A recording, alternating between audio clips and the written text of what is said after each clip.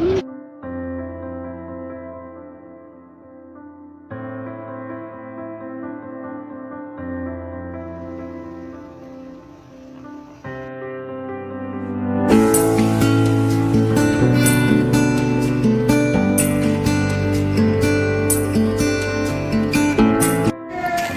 नमस्कार आणि welcome back to my channel. मी यशस्वी तुमचं माझ्या चॅनलमध्ये हार्दिक स्वागत करते. तर आज होती एकादशी. तर एकादशी निमित्त मी सगळे देवाचे भांडे धुवायला काढले होते आणि एक आज एक्सपेरिमेंट करून बघितलं. तुम्ही बघू शकता अशा प्रकारे मी आज एक एक्सपेरिमेंट करून बघितलेला आहे. आता बघूया ते सक्सेसफुल होतं की नाही.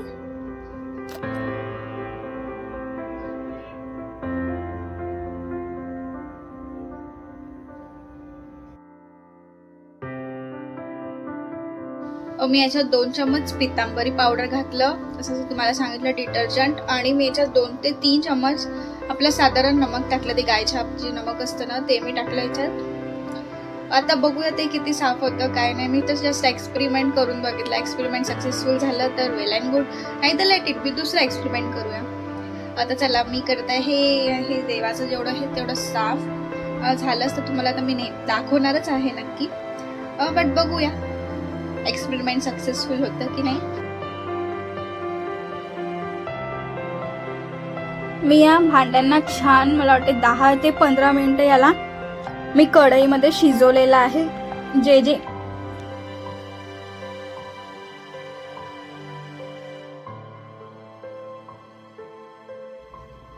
डिटर्जंट वगैरे टाकलेलं आहे मी याच्यात. आणि ही कढई मी यासाठी ठेवली, एक कढई ठेवायचा ना माझा एक हेतू होता की कढईचं जे आजूबाजूचं जी कढई मळलेली आहे ना तेलाने ती मला काढायचं होतं, पण ते निघालं नाही कढईचं. भांडे तर थोडेफार साफ झाले, थोडेफार काय बरेच साफ झालेत भांडे, बट कढई साफ नाही झाली.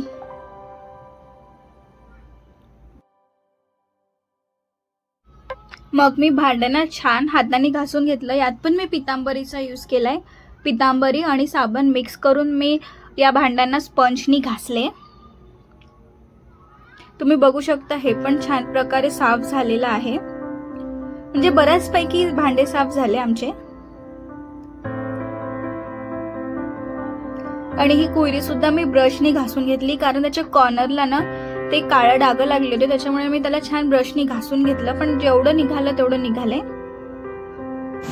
तर छानपैकी मी आंघोळ वगैरे केलेली आहे आणि जे भांडे मगाशी घासले होते ते निघाले, ते बरेच काही निघाले. आणि जे एक्सपेरिमेंट होतं ते पण चांगल्याने आपण काय म्हणू शकतो सक्सेसफुल झालं. त्याचं कन्क्ल्युजन चांगलं निघालं. कन्क्ल्युजन हे निघालं की नाही भांडे साफ झाले, चांगल्या बऱ्याचपैकी भांडे साफ झालेत ते. आणि आता करायचे आहे मला साबुदाणा, बिकॉज आज आहे एकादशी. तर आता मी छानपैकी देवपूजा करेल. देवपूजा करून मग आता लागेल मग साबुदाणा खिचडी बनवायला. आणि रेसिपी तर मी जरूरच शेअर करेल. रोजच मी रेसिपी शेअर करत आहे. मी जसं आधी म्हटलं होतं की मी या व्हिडिओमध्ये रेसिपी शेअर नाही करू शकत, बट मला असं वाटलं की नाही रेसिपी शेअर पण करायला हवी, कारण असं जरुरीच नाही की सगळे जाऊन तो चॅनल पण बघेल. आता मी बनवेल साबुदाणा, मी जसं की सांगितलं, पण ना विवेकला यायला अजून अर्धा पाऊण तास आहे. तर मग तोपर्यंत मी ॲटलिस्ट तयारी करू शकते, कारण साबुदाणा जो आहे ना तो गरम गरमच छान वाटते खायला, राईट. तर त्याच्यामुळे मग मी त्याला गरम गरमच बनवेल. बट तो यायच्या अगोदर मी सगळी तयारी करून ठेवेल. त्याच्यात आपल्याला जे लागतं शेंगदाणे, आलू तर बॉईल करून ठेवलेच आहे, तुम्हाला शिट्टीचा आवाज येईलच. आणि मग ते साबुदाणा वगैरे तर माझा रेडी होईल तो येतपर्यंत. पण त्याने अर्धा तास म्हटलं आहे तर तो अर्ध्या तासातच यायला हवा, नाही तर मग साबुदाणा खिचडी मला बनवावी लागेल आणि मग त्याला थंड बघूया. मला तर बोलला अर्ध्या तासात येतो, अर्ध्या तासात येईलच. तर चला आता मी करते देवपूजा, चांगल्याने देवपूजा करून घेते आणि त्यानंतर आपण बनवूया साबुदाणा खिचडी.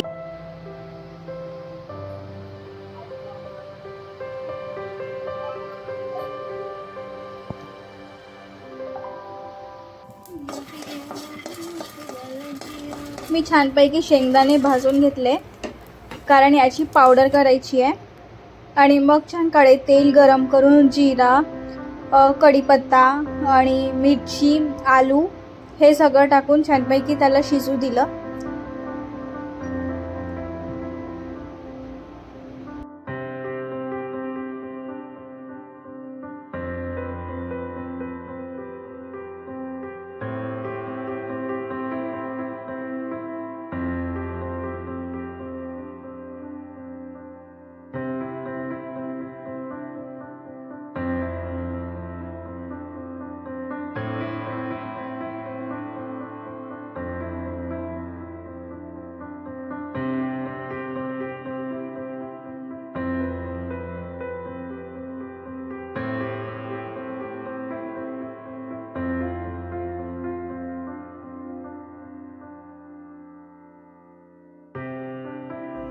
मग आणले होते विवेकनी काही पापड, म्हणे हे पापड तळून पहा, हे आलूचे पापड आहेत.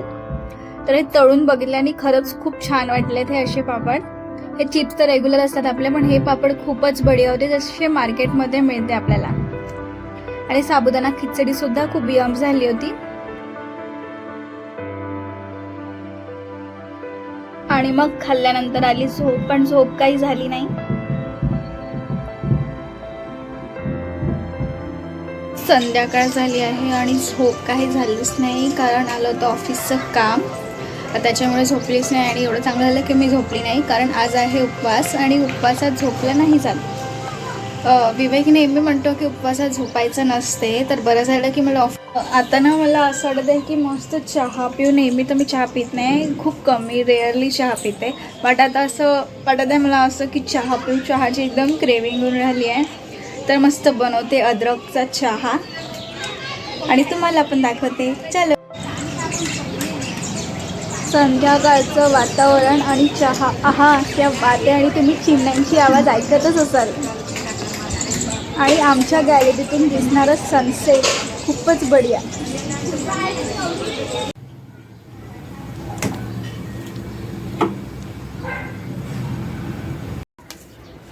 मग घेतला छान गरम गरम चहा, गॅलरीचे सीन एन्जॉय करून, गॅलरीतून सीन एन्जॉय करून करून मस्त सनसेट पाहून, चिमण्यांची आवाज ऐकून आणि हवा बढिया. आणि मग संध्याकाळी छान रेडी होऊन मी गेली होती खाटूश्याम मंदिरात, कारण आज आहे एकादशी.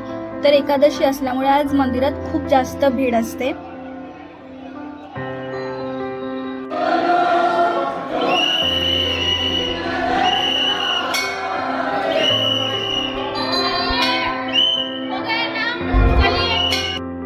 आज श्यामबाबाचं डेकोरेशन खूपच सुंदर होतं, तुम्ही बघू शकता. इतकी सुंदर मूर्ती आणि ते कलरफुल फुलं, त्याच्यामुळे खूपच सुंदर डेकोरेशन होती.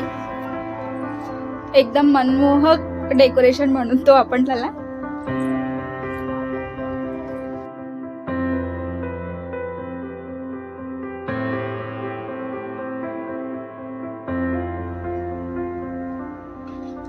आणि मग मंदिरातून येता येता आम्ही गेलो गार्डनमध्ये. खूप रिलॅक्सिंग वाटतं गार्डनमध्ये, आणि उन्हाळ्यात तर गार्डनमध्ये फारच मजा येते. खाली बेंच शोधत होती आणि मला फायनली खाली बेंच मिळाला. मग खाल्ले गार्डनमध्ये बसून छान शेंगदाणे, आणि मग येता येता गेलो आम्ही उसाचा ज्यूस प्यायला.